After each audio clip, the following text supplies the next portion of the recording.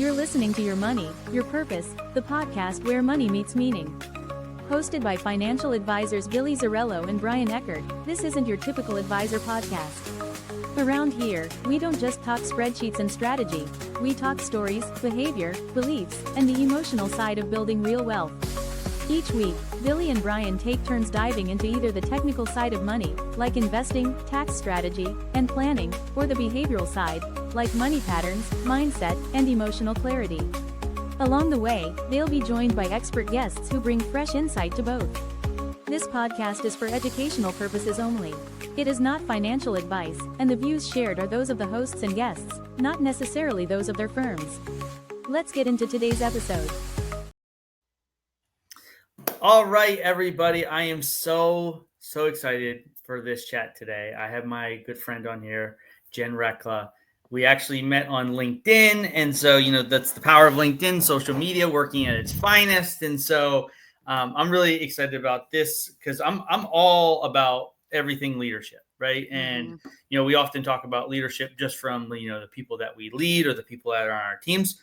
But leadership starts with us, right? It starts with us first. And so we're going to be talking about all the different things and really about connecting leadership and money together, right? Because this is a money podcast. We talk about money, not just the technical side of money, but we talk about the emotions, how you feel about money. So all those things are super important. And so without further ado, Jenn, how are you doing? It's your Friday. You were just talking about that. You're super excited. So how are you doing? Yeah, it's my Friday. We're off the next couple of days to go camping out west in Colorado, and we're doing a digital detox. So Yes. I planted the seed with my kids, 8 and 10, in the car a couple days ago and said, what do you think about no phones, no tablets, no video games, no movies? And they're like, even in the car on the way there? How long is that?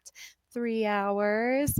And then they started coming up with all these ideas. We could play games. We could do coloring. We could do this. We could do that. So they magically agreed to it. And I'm really excited to just be offline for 4 days. Yeah, look at those leadership skills, everybody. Influencing and persuasion is an important parenting and leadership skill. I remember going on trips as a kid because we're both old enough to, not when we were taking trips that we didn't have phones and all this cool stuff. I remember playing car bingo. Do you ever remember that? Like with the licenses? Yes, like the licenses. Oh, there's an A, there's a B. Yes, we did that and reads. I read in the car. No, not everybody can do that, but I read a lot in the car. Or honestly, it was a lot of staring out the window and just daydreaming. Oh, yeah.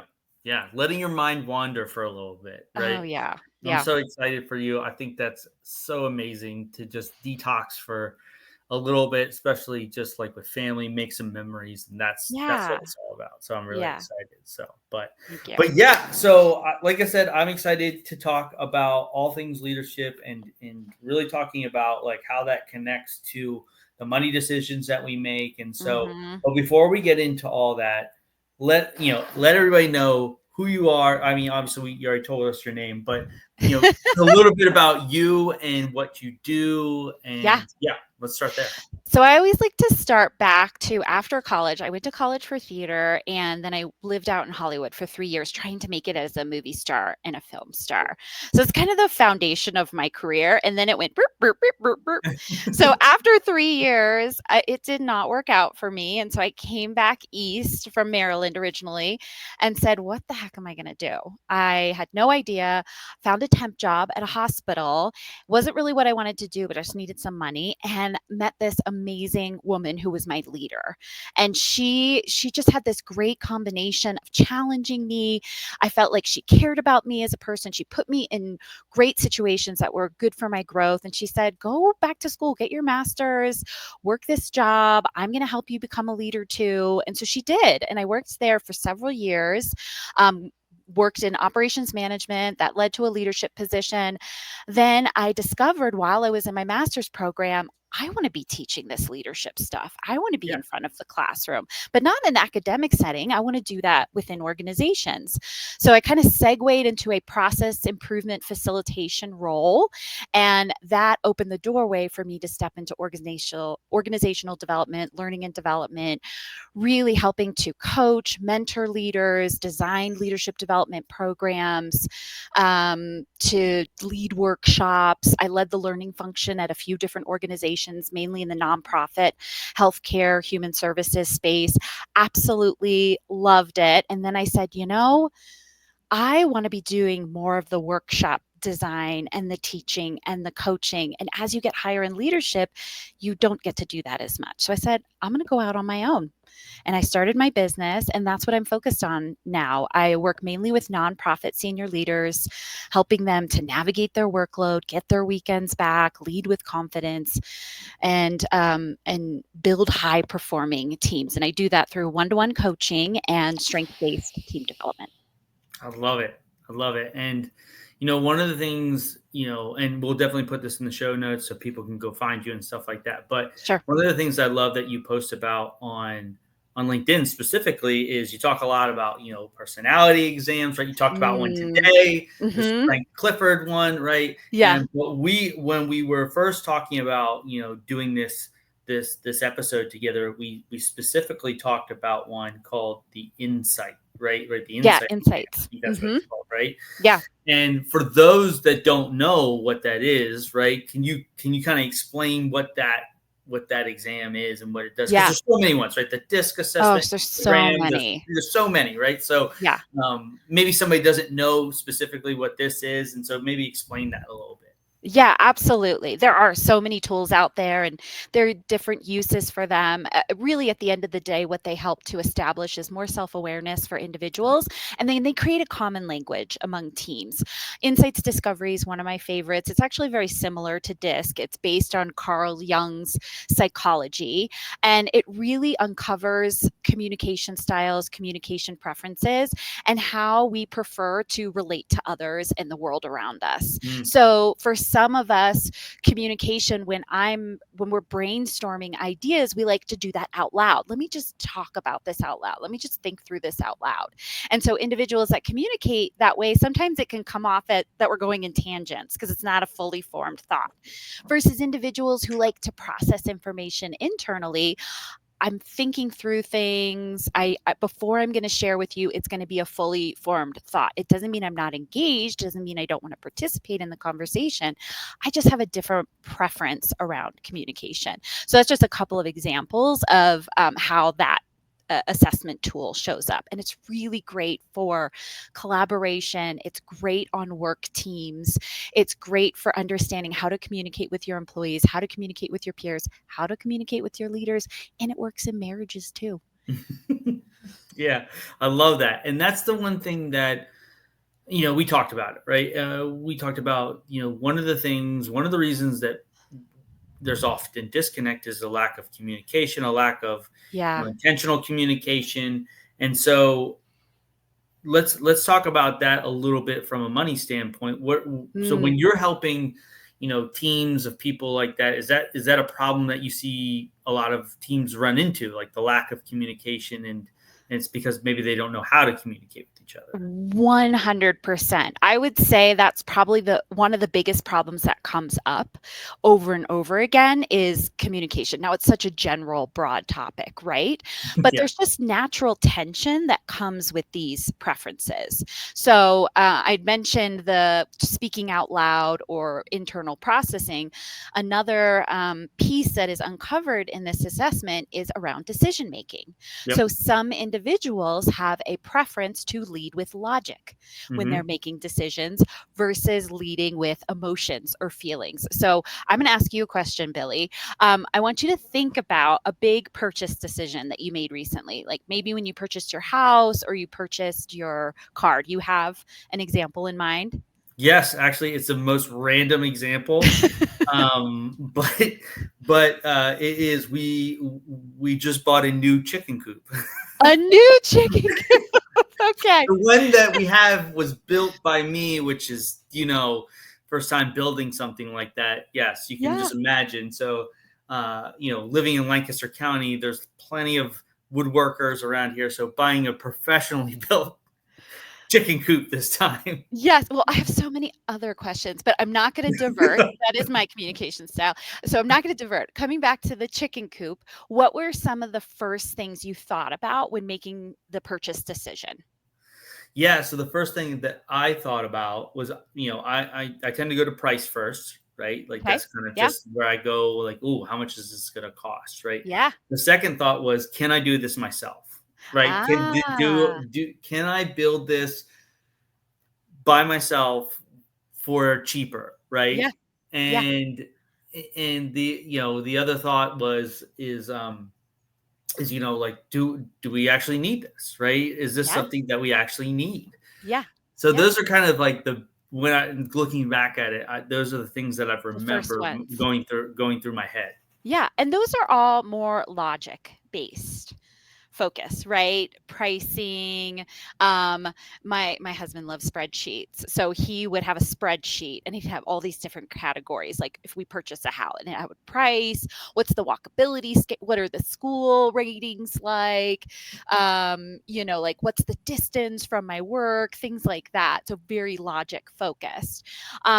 Somebody that is more feelings or emotions focused, they might be thinking about the experience for the chickens, Yeah. right? Or even the experience for us. Like, is it going to take a lot to clean? Like, is it going to be right? Or is it going to be one of those chicken coops that is going to enhance the loudness of my chickens? I don't even know if that's a thing, but you might be thinking more about the experience and how are the chickens going to feel? How am I going to feel about this versus, I have a lot of pride in me building something on my own. So it doesn't mean that we don't think with both, because we do. We think with Yep. logic and we think with emotions. It is just some of us have a tendency to go to emotions and feelings first, and some of us have a tendency to go to logic first. And that's where a natural tension can happen. If I am sitting with my team and we're trying to make a decision and I lead with emotion and other members of my team lead with logic, and there's this conflict there, using an assessment tool like this, I have awareness that that's their preference. So, and I can see the value in that, and I can see the strength in that now versus if I didn't know that and I didn't have that awareness, why are they trying to piss me off and frustrate me? Like, Yeah. why is there so much tension and friction? So, friction and tension doesn't have to be a bad thing. It can be actually really helpful. Healthy conflict can be helpful. But when you have this understanding of what people's preferences and strengths are, you can find common ground a little bit more together. You can understand that, ooh, there's value in us using both in our decision making. Yeah.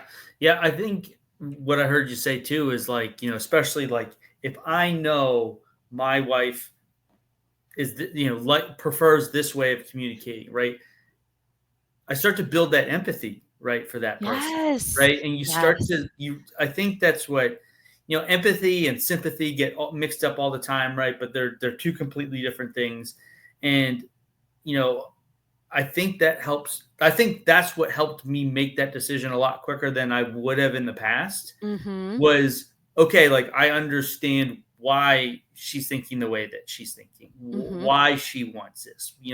She was talking about all the things like, oh, it's going to be easier to clean, right? It's going to be a Mm-hmm. better experience. Like it's going to be easier for us to get, the eggs out. They're not going to be like Yeah. in a weird place. Like, and she's thinking about all these things, and I'm thinking about the opposite. But again, I can empathize, and she can empathize with me. Like, oh yeah, like Right. this is $3,900, right, for a brand new coupe, right? And it's like, so she's like, at the same time, we're both thinking about what each other wants out of this situation, Yeah. and I feel like we can come to a better decision.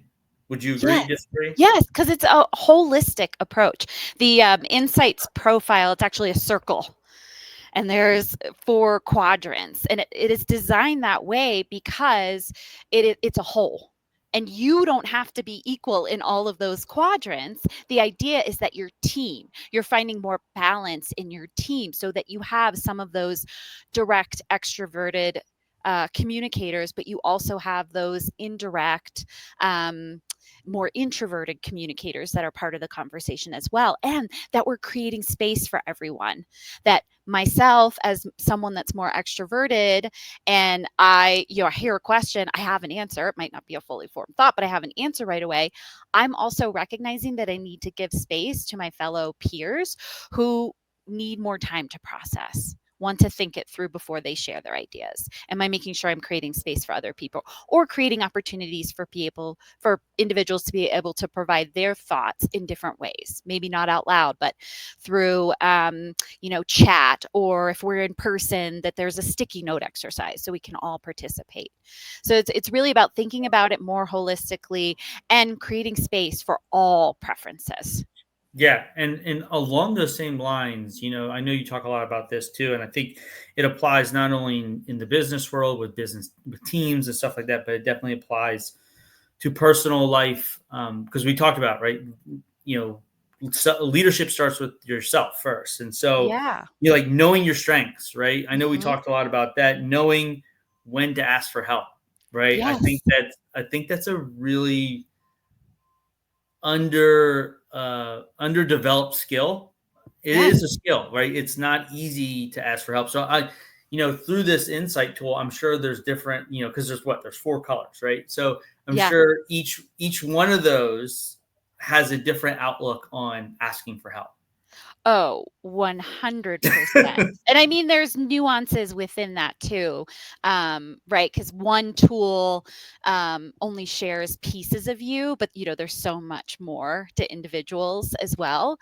The thing that I like to emphasize with this too, that I think is helpful, is strengths-based philosophy. This is all based on a foundation of a strengths-based philosophy, which is, let's lean into the things that we're naturally talented at, that energize us, that strengthen us, Mhm. and let's not spend energy and effort on the things that we're not great at, the things that weaken us. We're not ignoring them. We're just being really strategic about how we address them. So it's either, what are the strengths that I have that can help overcome them? Who on my team can I work with? Can I borrow strengths from? And we kind of become a powerhouse together. Or are there times where maybe I have to suck it up and lean into some of the things that I'm not so great at?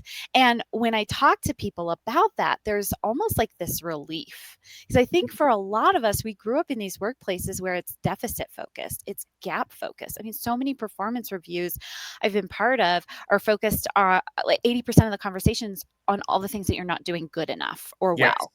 No, let's switch that. Let's focus 80% of that conversation on the things that you're doing well, and let's continue to strengthen those things and not feel guilty about the stuff we're not good at.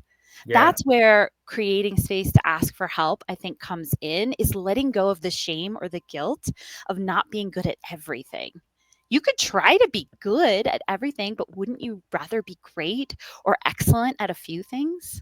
And Yeah. then work with other people who are also great and excellent at those complementary strengths. So that's really, really try to emphasize with people. And also, it's not just the guilt and shame, but the looking at other people, oh, they're just lazy, or they're a bad performer. Well, maybe they're just not leaning into their strengths. Once you shift that lens, it opens up so many possibilities. Yeah.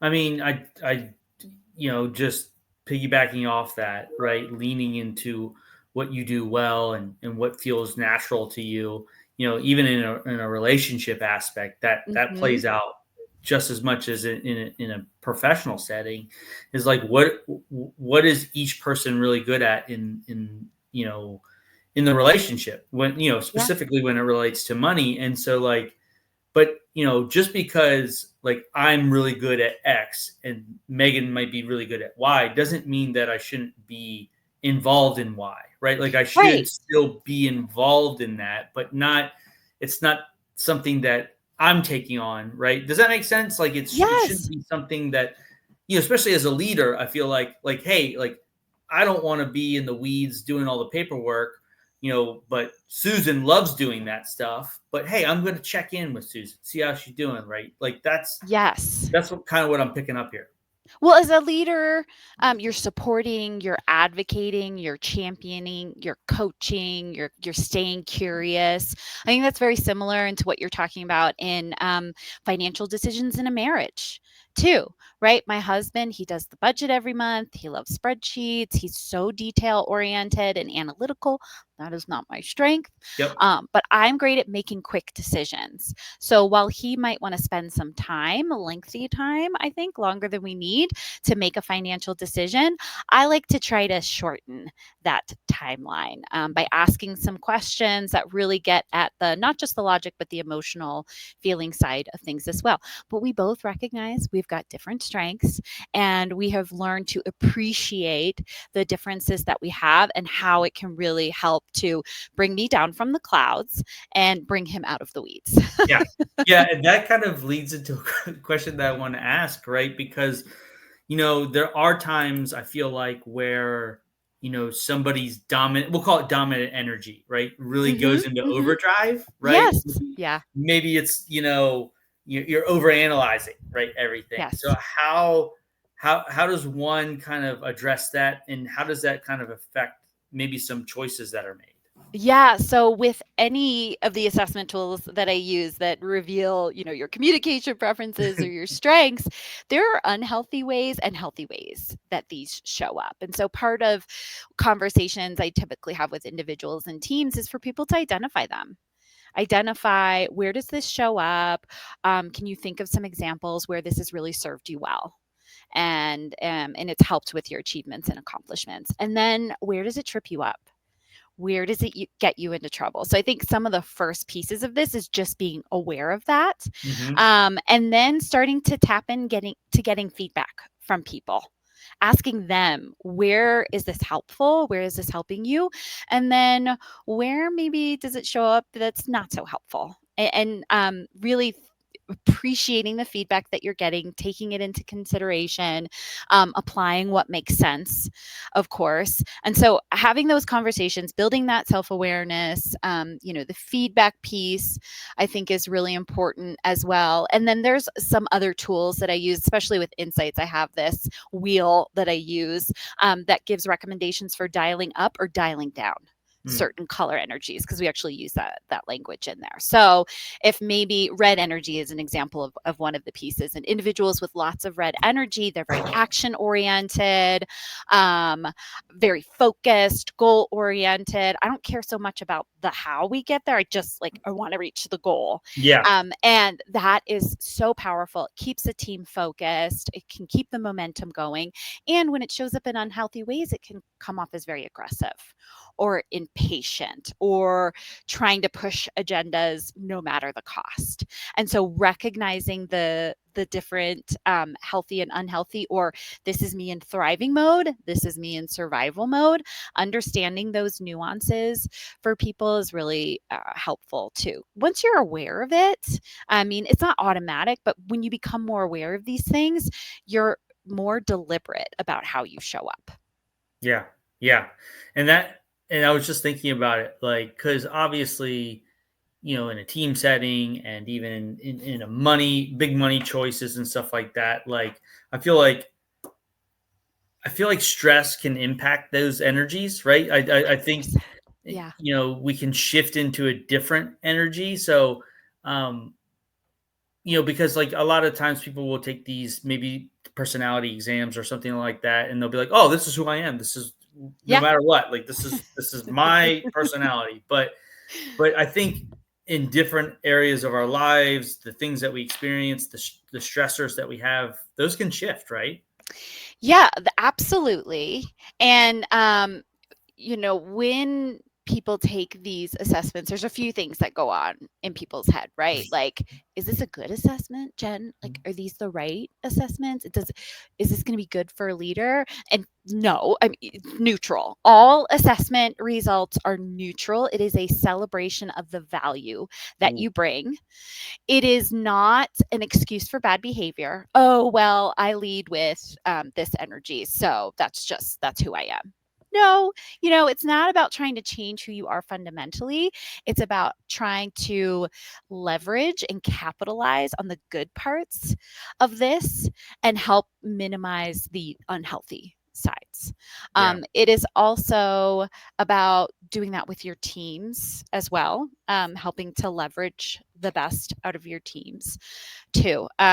So those are, some things that I like to share with people, and we don't want to weaponize them either, which sometimes happens with these tools where it's, oh, well, you're a red or you're a yellow or you're a blue, which I hate that language. No, we're not one thing. We can all pull from different characteristics, but weaponizing these, which is it's very dangerous as well. This can be fluid. The way that you show up is going to be a little different every day, and just understanding what you can use to help you become a better performer or a better decision maker, that's really what you want to walk away with from these. Yeah, I could see that. I could see people, I mean, we love to categorize things, right? People Right. love to put things in boxes and say this is it, right? This is how I make sense of the world, but there's so much nuance, right? There's So so much. there's so many things that, so I just this random question, right? So do Yeah. you see when you're giving, let's just take the insights as an example. Do we has there ever been uh, an outlook on basically, like, does somebody have a different, let's just call it, color in their professional life versus their Mm. personal life, or is it usually, hey, like, they're both the same?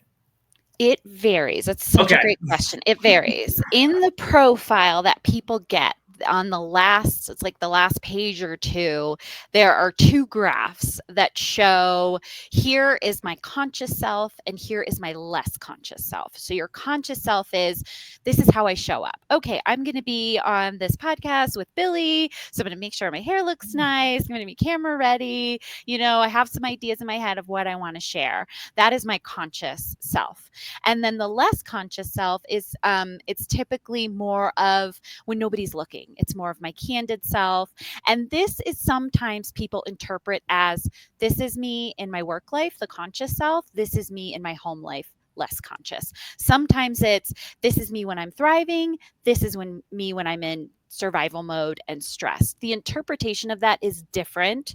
It all depends on the person, but that's where I have seen some people share home life and work life is a little bit different. And that opens up, I think, a whole host of other questions for that individual around authenticity, and do they feel like they can show up as themselves at work, as their real selves. That's And really so, important. yeah, that leads to some other, really, I think, important conversations as well. But it depends, but it does happen. Yeah, I really love the one word that keeps coming up to mind, right? And you talked about it a little bit, but, like, really, these tools are about bringing awareness, right? Yeah. Awareness to how we think, but more importantly, it brings awareness to how other people think. Like, there's, like, my way Yes. isn't the highway, Yes. right? Absolutely. All of a sudden you're like, "Oh, they're not trying to make me mad or piss me off or ruin, like, my day at work. They just have a very different way of seeing the world, Yeah, the way of preferring to interact with the world." And all of a sudden, when you realize that, you can realize that they have a lot that they can bring to the table that you don't necessarily have. yeah, yeah. And prime example of that is, and we talked about this, but, like, I don't think I've ever taken the insights, but I'm pretty certain, just reading I'm a yellow. That's Leading the one yellow, that's yeah. very, like, you know extrovert, where my wife tends to be a little bit introvert. And so it's like, I think I used this example when we were talking, where, like, I'll say an idea, I'm like, this is the greatest idea Mhm. since sliced bread, like, I'm so excited about it. And then, like, I share it with her, and she's already breaking it down. She's like, well, you gotta do this and you gotta do that. I'm like, no, no, no, no, like, let's be excited. And I feel, but I internalize that, is that she doesn't like my idea, Mhm. right? Mhm. And then I could easily, if this was a team setting, like in a professional setting, I'd be like, oh, well, Megan doesn't like me. Megan's Yes. stuck in the mud, like she doesn't know what she's doing. And then she's probably thinking about like, oh, Billy's always in the clouds, right? Yeah, it's such a similar dynamic with my husband and I. Joke with him about now. I joke with him, but it didn't feel that way in the beginning. I call it balloon popping. Yep. Right? Like I'm just so excited about something. I'm ready to go, and he's like, "But what about this? Pop. What about this? Pop. What about this? Pop." And I'm like, "Stop popping my balloons." But I think it's such an important thing for us to be aware of as leaders of that tendency. Are we someone that accidentally diminishes others' ideas? We don't mean to. It's not our intent. We just really want to be realistic about things, and we're really curious, so we ask questions to understand. But for the other person, it feels like you're questioning my idea. Yep. And so just understanding that perception and that dynamic, it shifts the way you approach situations in like such a more effective way. Yeah. Yeah. I love that. And it's like, once I realized, like you said, like her communication style, and Mhm. she was like, I was like, hey, like, do you not like that idea? She goes, no, like, I love the idea. I'm already thinking, like, I've gotten Uh-huh. past that part of the conversation in my head. Like, oh, that's a great idea. Like, how do we execute it? Like, I'm Right. thinking about executing it already. And I'm like, oh, that makes me feel a lot better. Yeah. you know? Exactly. Our reactions are based on people's actions, right? Not necessarily their intent or what's behind that. And so we got to dig into that to really understand what's the intent behind that. What are you trying to accomplish? And we don't always do that. No, we don't. And it does lead to some, like you said, like early on in your relationship, but early on in leading people, you know, I think, you always ask in some of your some of your posts, like what's one thing you would tell a leader, right? Yeah, And it's like, you know, I don't really necessarily believe like there's natural born leaders. You might have some tendencies of a natural born leader, sure. but like that's really a skill that needs to be sharpened every day. Yes. And Yes. it doesn't just it's not just like when the lights are brightest. It's every day. It's the small conversations. It's Hmm. the small interactions that really define that. Yeah. I always say there's no arrival. I Yeah. am a constant work in progress. Yes. And I will constantly be learning. So there might be a North Star that I'm following, but I know I'm never going to reach it. And I'm okay with that because I'm still moving towards it. Yeah. Yeah. So, I know we've been like specifically talking about the insights, right? And I Hmm. think it's a really good one for anyone to take, not alone, just let alone in a leadership or professional aspect. So, what is a way, I guess, how can someone use their profile to create better systems for themselves to manage their time? Because you talk about time management in a lot of your posts Yeah. too. Yeah. Um, team money, like what are some Yeah. uses for that? So for the team, my own team, that my former team, we used this tool through the 5 years that I led them, and it helped us have some real conversations. It helped us have healthy conflict. And when you have healthy conflict, there's more innovation on a Mm, team. There is more creativity. There is more psychological safety because people feel like they can speak up and share their real thoughts and ideas, and they're not going to be shamed for it. They're not going to be punished for it. So for the team that I worked with, it really created more candor, psychological safety, trust, engagement, innovation on our team. And I saw our engagement scores went higher, our trust scores went higher, and the key performance indicators that we were needed to meet as a learning and development team, we were meeting and exceeding them. We were the team that other individuals wanted to come and work with. So that really helped us. And it helped us with connection, just understanding each other as individuals and having that empathy. With other teams that I worked with, we talked about how do we delegate differently, right? So we have individuals that have really strong strengths, they're extroverted energy, they like presenting in front of others, but we have members on the team that are doing presentations that hate it. So how can we start thinking differently about who should be taking on which responsibility? When we are creating project teams, multidisciplinary teams, let's look at the mix of different communication preferences so that we're not all in one category together and get stuck in group think. So those were some of the ways to apply it. And then some of it was just I'm about to go into a one-on-one meeting with someone who has the exact opposite communication style. Ooh. Let me look at my quick communication tips sheet first to just kind of understand generally that, they prefer to direct communication, speak in bullet points. I prefer to have a lot of detail, so I'll have it there if they have any questions, but I'm not going to start there. I'm going to start real quickly with here's the high level bullet points, here's the ask, and then create some space for more of the background information. So I'm going to adjust my approach. I'm not changing who I am. I'm just adjusting, trying to be flexible in the conversation so I can meet them where they're at. So those are just a few of the ways. And then I guess for personal development, right? So now that I understand these strengths and these preferences about myself, how can I tap more into them? What specific growth goals can I create throughout the year so that I'm constantly developing? I loved that one word that you said at the very beginning. What was it? Healthy conflict? Healthy conflict. Yep. Man, I mean, that is, I think that's what the world is lacking, right? Healthy conflict, right? It's okay to have differences of opinion, and on a team, in your relationship, it's what, if you're both saying, if everybody's thinking the exact same thing, there's, like you said, there's no innovation, there's no different ideas, there's no growth. It's just kind of gets stagnant. And when it gets stagnant, what do we do, right? We all think the exact same way, so we can't pull anything out of each other. Right. There's a story from when I was a kid. I had a dance teacher, and I will always remember this. Her first husband, they got divorced, and she said, "Jen, we never fought. We never once fought, and that was a problem." And that has stuck with me my whole life. I am not looking for harmony. I'm not looking for discourse necessarily. But I think if you're in harmony, what's going on here?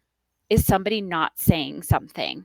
Right? If we are all agreeing with this, let me play devil's advocate here just to test the waters. Are we really in agreement, or is somebody not saying something because they're afraid to speak up?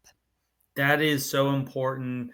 Especially like when I'm just thinking about some of my own clients, and in the conversations they have with their spouse about money, it's like, you used to hear that as a badge of honor. Like, we don't ever fight. We don't ever have disagreements. And I'm like, well, then you're not really having conversations. You're having those surface level conversations, and you're struggling on the inside.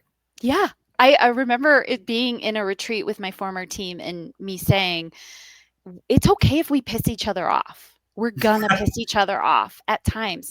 That's okay, right? What makes us a great team is we can work through that and we can talk through that instead of fuming and talking behind each other's back.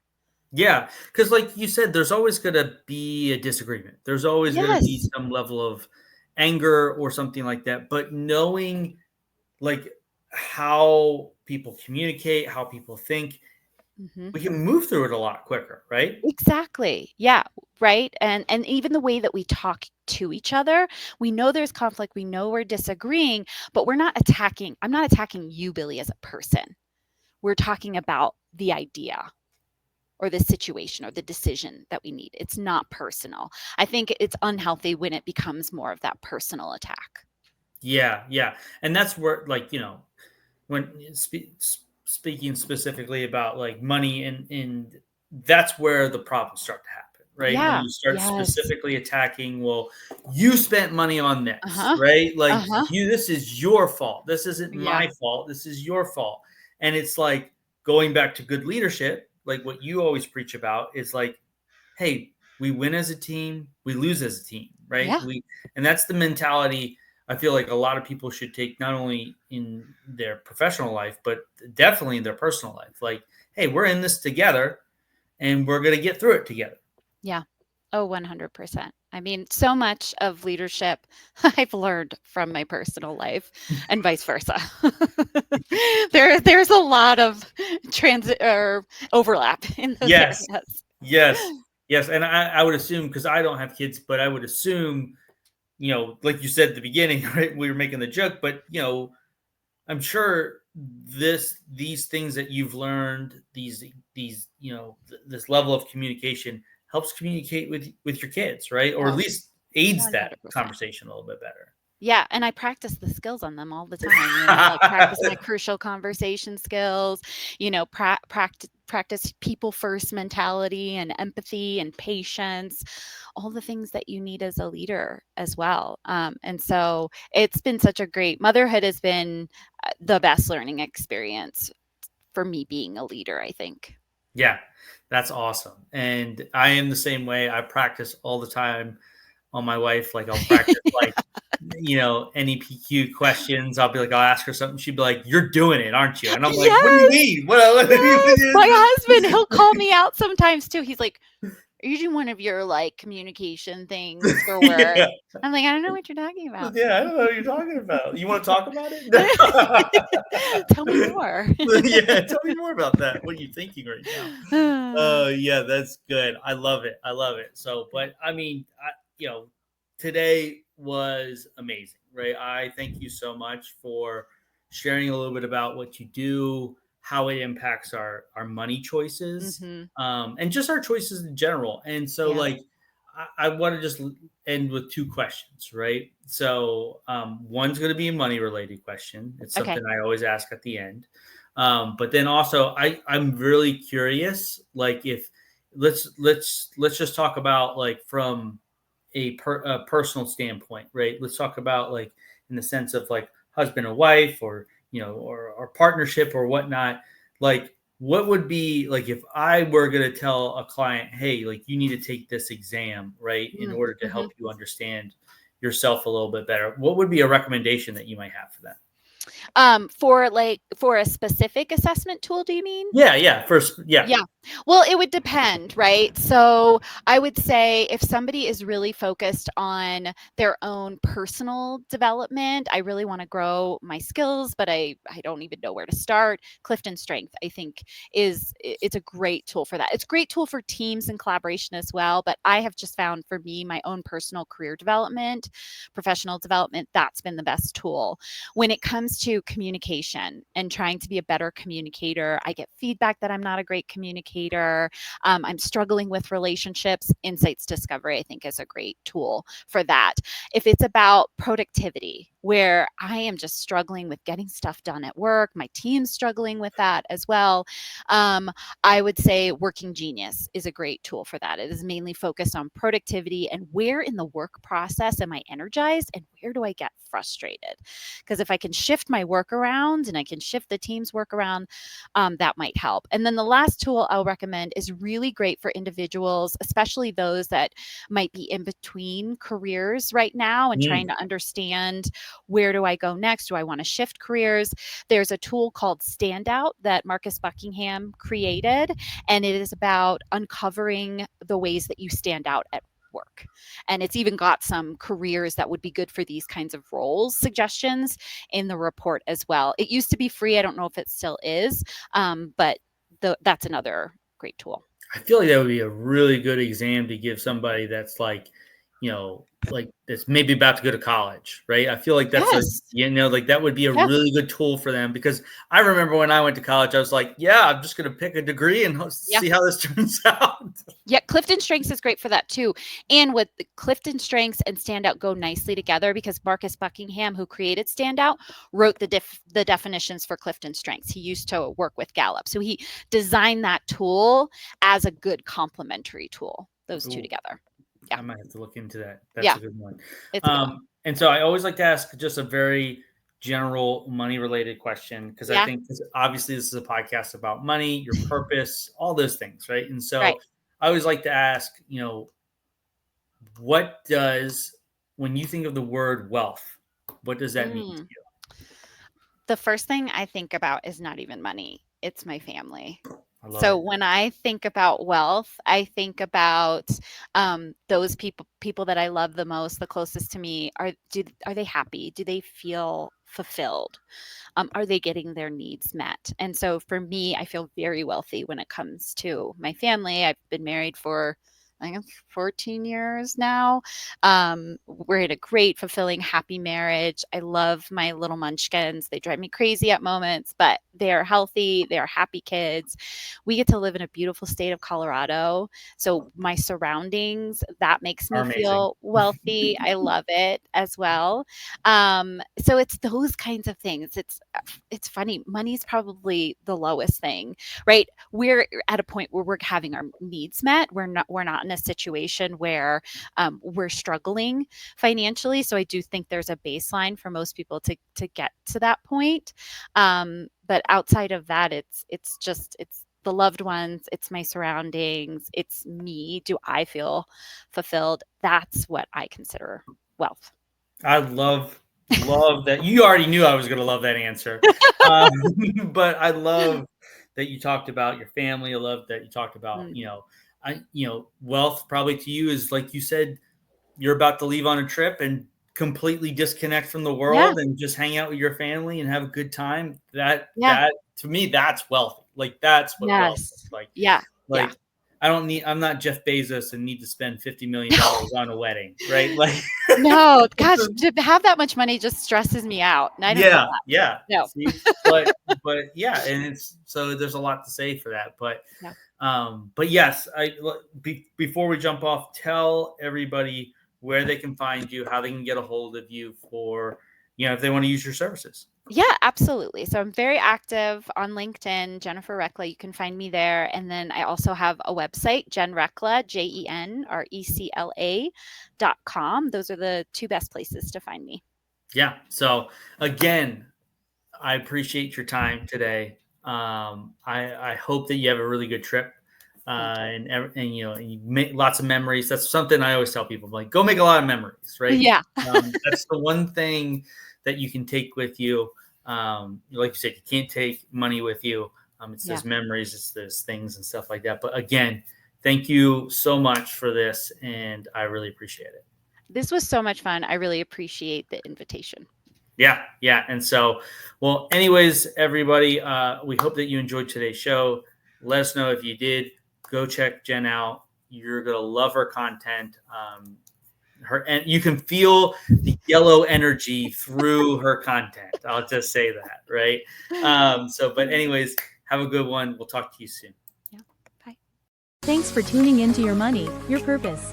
We hope today's conversation gave you something real to think about. Just a quick reminder, this podcast is for educational purposes only. The opinions shared here are our own, or those of our guests, and don't necessarily reflect the views of the firms we work with. Nothing you hear on this show should be considered personal financial advice. Always talk with a qualified financial professional before making any decisions about your money. We're so glad you're here. Thanks again for listening.